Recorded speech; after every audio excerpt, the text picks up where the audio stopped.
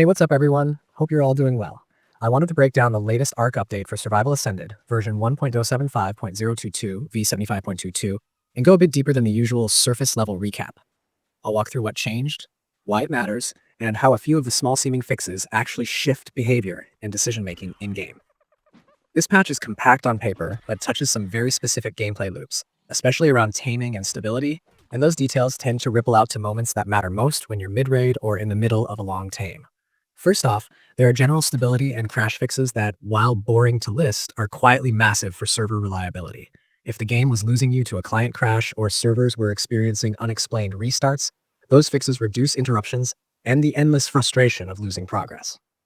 Framing it like that makes it easier to see why small patches that claim stability improvements actually deserve a lot of appreciation.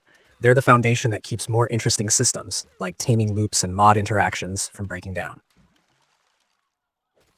The bolus mechanics were a main focus here. The bolus ejection time, that short window when a creature is literally held in the bolus, was shortened from 8 seconds to 5 seconds.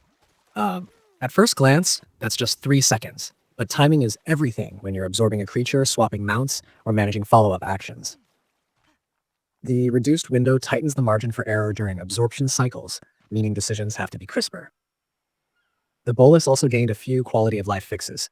It now prevents buried creatures from being absorbed, which solves some of those awful edge case scenarios where something weird in the terrain could cause unintended pickups. And it shows the current and maximum number of dinos inside the bolus, so you can better judge capacity without guesswork. Those two changes together reduce surprises, which again ties back to stability, but from a gameplay clarity perspective, rather than just technical reliability. The Ossidon received several targeted fixes that matter a lot for players who use it for taming or as a tanky mount. Previously, wild creatures could sometimes aggro onto an Ossidon during a tame, which introduced needless risk and could turn a tame session into a chaotic scramble. That behavior has been corrected, so tames involving Ossidons are less likely to be interrupted by strange aggro behavior. Another specific bug that was patched prevented a player from remounting a wild Ossidon after dismounting while it was still stunned. An awkward and immersion-breaking edge case that could leave players stranded. Additionally, the Ossidon's absorb interactions were tightened, so it doesn't end up swallowing your own dinos in certain scenarios. All of these fixes are small in the changelog, but big in the moment.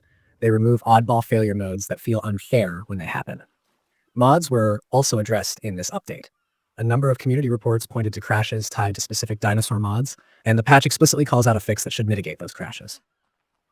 Mod ecosystems are incredibly varied, so this won't magically fix every single mod-related crash, but the fact that the devs targeted mod-induced instability suggests they're listening to what players are reporting and trying to reduce the friction that custom content can introduce. For servers that rely heavily on mods, even a partial reduction in crash frequency can be the difference between a stable game night and a whole evening of troubleshooting. Beyond the concrete fixes, it's worth thinking about how these changes shift player behavior. Tightening the bolus timing nudges tamers toward more precision. Actions that were previously forgiving now reward a slightly steadier hand or a better coordinated team. The Ossidon adjustments remove some of the gotcha moments that could derail a tame, which in turn makes planning tames with Ossidons less risky in scenarios where a lot of player time is invested. And the mod crash fixes make ambitious community content less hazardous to run, encouraging more creative server setups without the constant paranoia of a crash wiping progress. There's a subtler community effect too. When patches address these very specific pain points, the community response tends to shift from outrage about bugs to appreciation for the incremental improvements.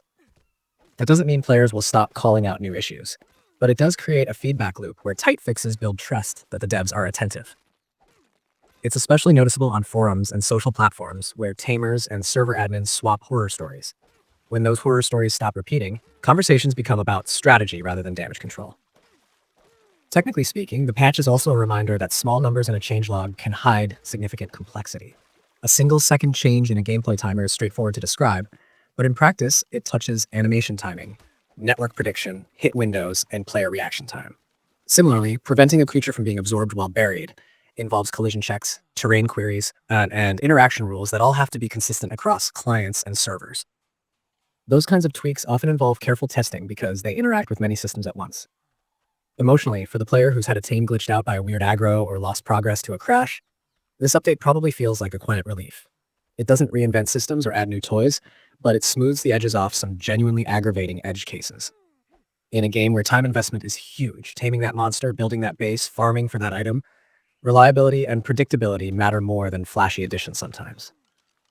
Wrapping up this narrative, the patch is emblematic of maintenance work that keeps a live game healthy. It's the kind of update that rarely makes headlines, but quietly improves daily play for thousands of players.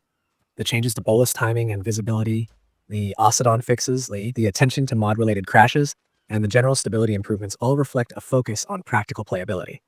Players who spend long hours taming, running servers, or experimenting with mods are the ones who feel these fixes most keenly, because they remove the weird interruptions that eat playtime.